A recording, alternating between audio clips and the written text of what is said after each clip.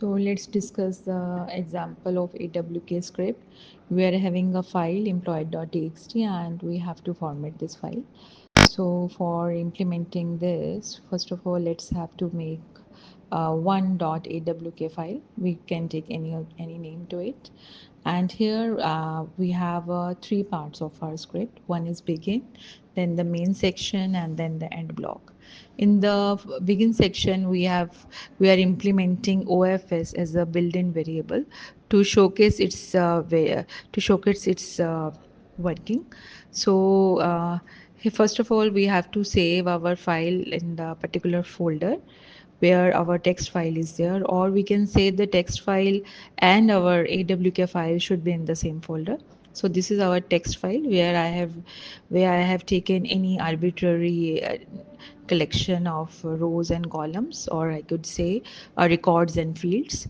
So this is my AWK file, and I have written um, in the main section. I am just implementing nr variable, nr, which is a built-in variable, to give me the record lines, and at the end, in the end part, I am just showing the message, which will be a footer message, that these are the records, right?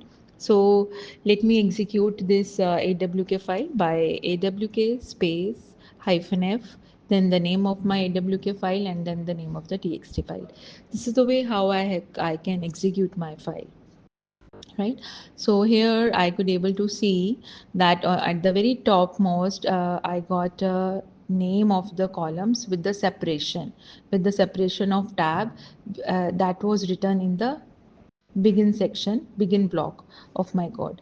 Then after that, each and every record are again separated by a tab, which is again mentioned in my begin and main block. And then at the end, I got a message end of employee record, which is again the end section line. So I can implement OFS, which is a variable.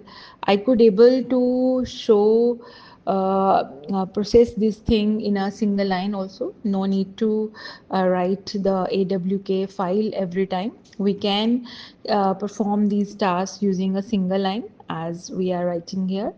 I can put any message in I have written OFS is equal to, then double quote salary is this, and then curly braces close, and then the curly braces print $1 comma $4, means $1 $4 means I'm talking about the columns $1 and $4, right?